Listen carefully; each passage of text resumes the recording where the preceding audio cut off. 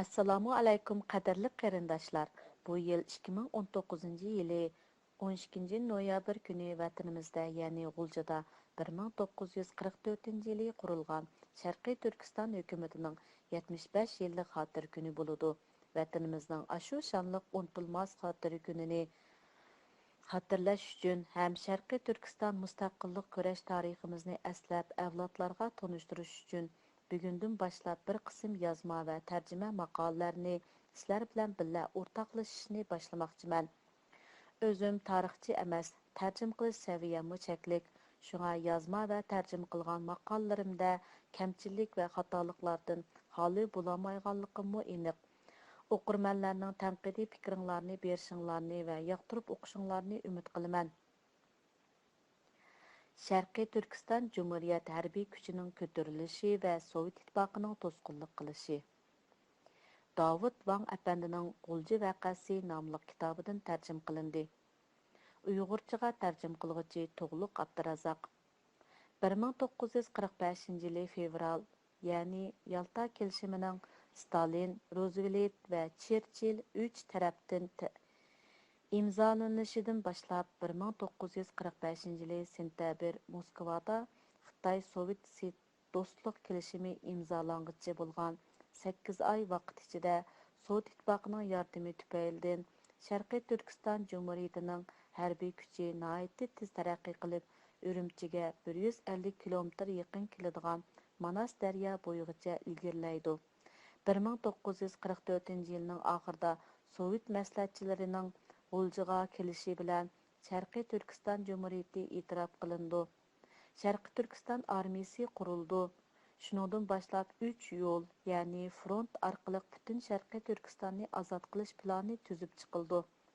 Shimoliy front oldi bilan Tarbag'tayni ozod qilib, ondan Osman Baturning kuchi bilan birlashib, Sovetning yordami orqali Altayni ozod qilish.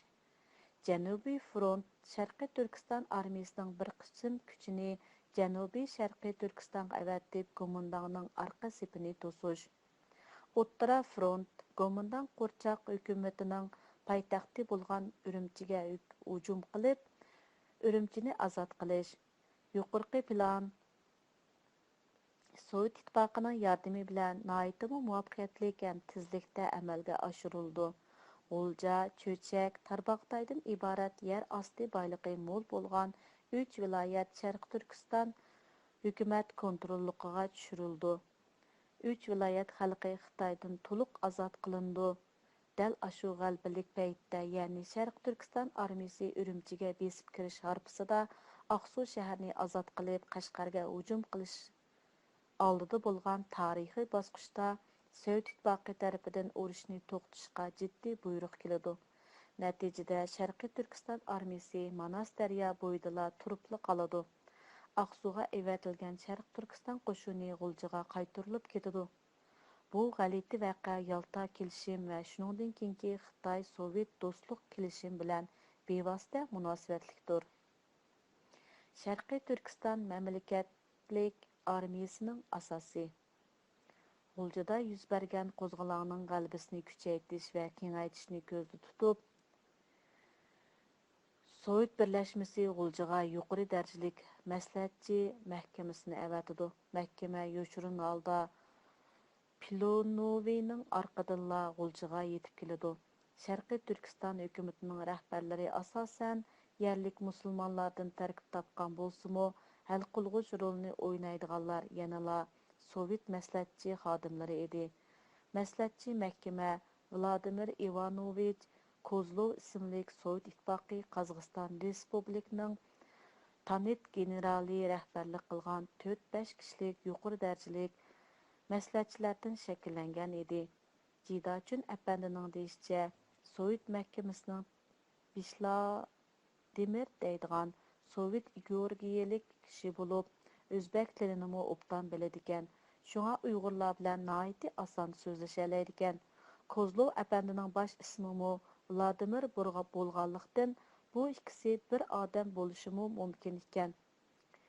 Ikkinchi uy deb atiladigan mazkur maslahatchilar mahkamaning faoliyatlari nihoyatda maxfiy ilib beriladigan bo'lib, G'uljidagi Sovet konsulluğu mazkur mahkama bevosita boshqurgan ekan. İkinci öy ta 1946 yılı yazgıca, yani Gomindan bilan Sharqiy Turkiston hukumat orasidagi tinchlik betim tuzilganga qadar mavjud bo'lgan. Ba'zi ma'lumotlarga qaraganda, mahkama 1947 yılı G'uljiga yana qaytib borgan ekan. Yani Gomindanlar bilan bo'lgan betim buzilib, Sharq Turkiston vakillari Urumchidan G'uljiga qaytgandan keyin 1949 yılı 8 aylarda, yani Komünist Partiya vakili Deng Lichun Moskvadan G'uljiga borgandan keyinla Sovet ittifoqiga qaytib ketgan. Sovet maxfiy mahkamasi Sharq Turkistondagi siyosiy o'zgarishlarga, bo'libmi harbiy ishlari va Sharq Turkiston hukumati bilan Gomindan orasidagi suhbatlarga intayin muhim ta'sir ko'rsatgan. An apandining tarix xotirasida Sovet ittifoqini birinchi alvasti deb atab mundaq yozgan. Sovet bosh konsuli Batov Sharq Turkiston mustaqil harakatining yoshurun direktori. G'ulji hukumat ichida Sovet uchun xizmat qilgan yana bir qanchasi bor. Ularning ichidagi eng muhim birisi qo'yuq burutliq, chechi yo'q qeri bir kishi bo'lib, uning zodi qandaq o'rni borligi aniq emas. Hatta Ahmadjon Qosimov uning gapidan chiqmaydi. Mazkur qeri kishi balkim ikkinchi uyning xo'jayini bo'lishi mumkin. Jidachun apandi Polnovning qiyni inisi ham G'ulji hukumatining a'zosi bo'lgan Gerbo Unkini ig'ziga elib, uni ikkinchi uyning a'zosi deb bayon qilgan. Burxon Shahid apandi 1960 yillari mundaq degan: Qozoqchani sudak so'zlaydigan Iskandar ismli bir rus 1949 yili azodlikdan keyingi Urumchidagi Sovet konsulxonasiga bosh konsul bo'lib kelib ishlagan. U kishi 3 viloyat inqilobini boshquradigan birisi edi deb yozgan. Sovet maxfiy maslahatchilar mahkamasi G'uljiga borgandan keyinla Sharq Turkiston hukumati armiya kuchini kuchaytirishga boshladi. Saldanov apandining deyishicha, G'ulji rayonining ozod bo'lishi inqilobning dastlabki g'alabasidir. Vaziyatning taraqqiyoti qurolli kurash Tarbag'tay, Altay hatto Urumchigacha kengaytirishni talab qiladi. G'ulji hukumati qurolli kuchini kuchaytirishni ko'zda tutib, astoydil chiniqtirilgan, muntazam tarbiyalangan, sistemalik boshqarilgan ham yaxshi ta'minlangan bir armiya qo'shinining zarurligini tunib, armiya qurishni qaror qilgan. Bu yerda vaziyatning taraqqiyoti degani 1945 yilning boshlarida Angliya, Amerika birlashma harbiy qo'shini 6 oydan ilgari Fransiyaning shimolidagi Normandiyaga bostirib kirganligi, shuning bilan bir vaqtda bu qo'shin Sovet armiyasi bilan birlashib, natsist Germaniyaga qarta O'rta Yevropada qaytarma zarba berishni boshlaganligini demoqchi. Gitlerning jazman mag'lub bo'lganligi aniq bo'lib, 3 cho'ng davlat, ya'ni Amerika, Sovet va Angliya demoqchi.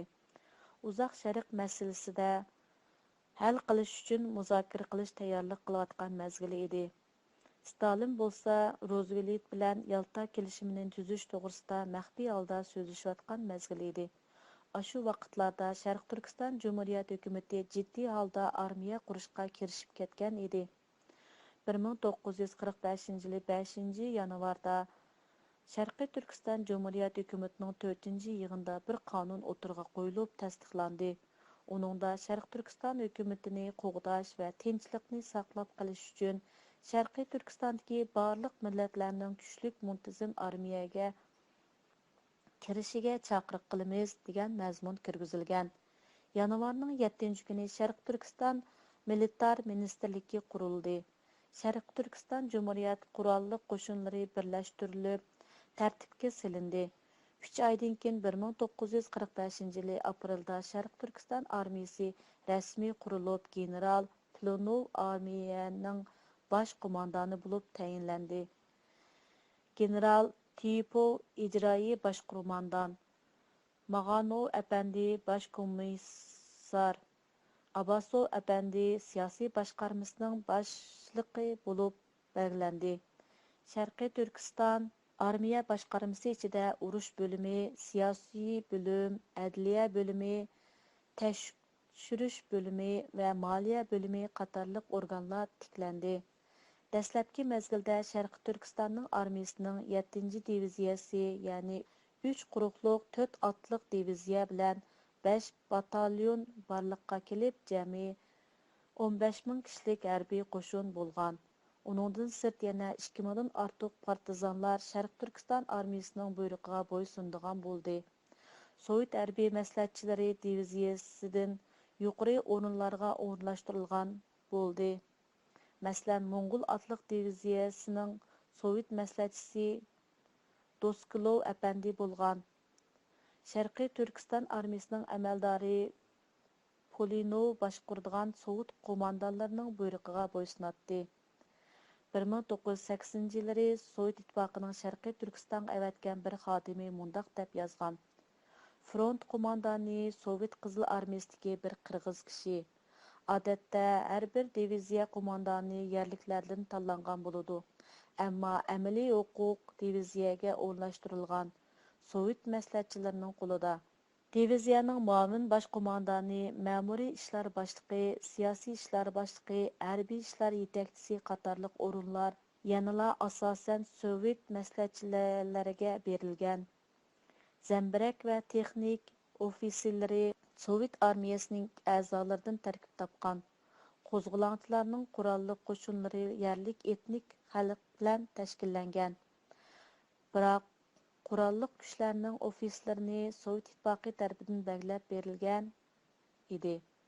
Markaziy qo'mondonlik organi va front qo'mondonlarining mutlaq ko'p qismi Sovet harbiy ofitserlaridan tarkib topgan.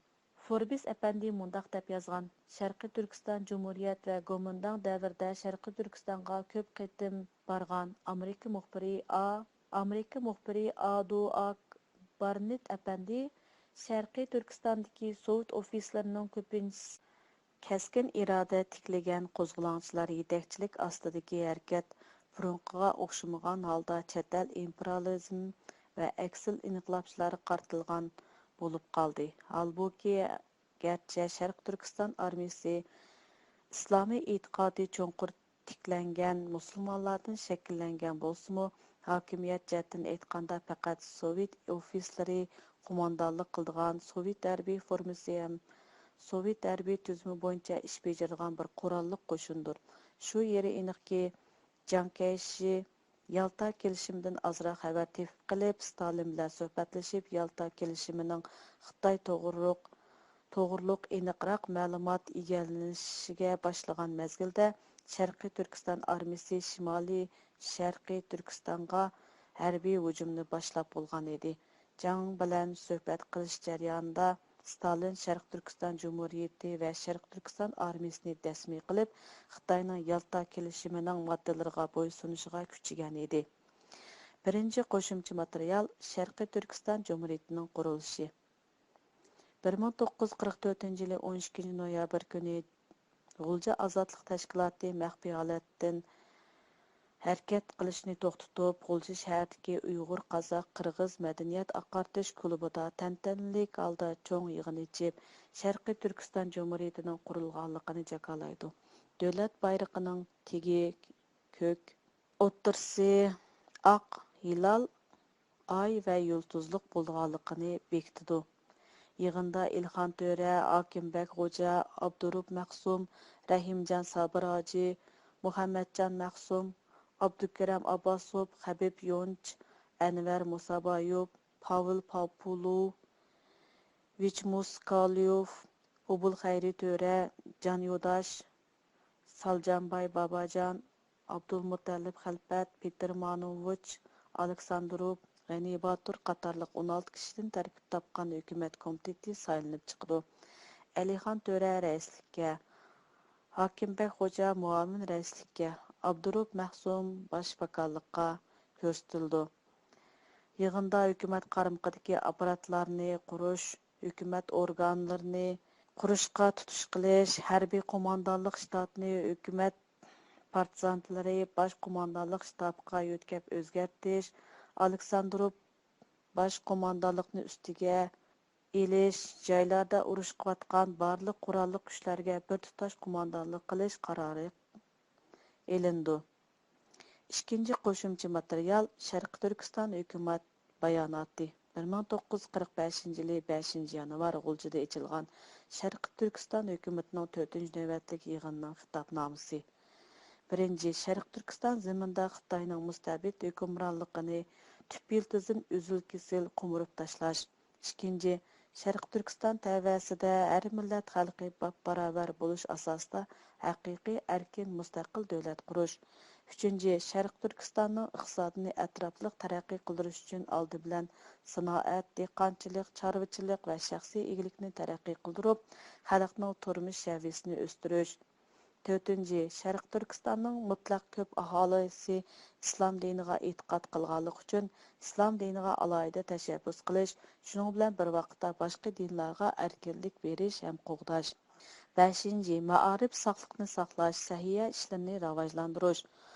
Oltinchi, butun dunyodagi har qaysi demokratik ellar bo'lib, Sharq Turkistonga qo'shni bo'lgan Sovet ittifoqi bilan do'stlik munosabatda bo'lish. Шуның белән бер вакытта Хытай белән булган сиясәт икътисадный алаканы илгәре сөрүш. 6. Шәрq Түркистанның тинчлыгын кугдаш өчен һәр милләт халкының әскәр элеп кудрәтлек хәрби кушун тәшкилләш. 8. Банка, почта, телефон, телеграф, орман ва башка һәммә yer асты байлыклары дәүләт игътидарчылыгында булыш.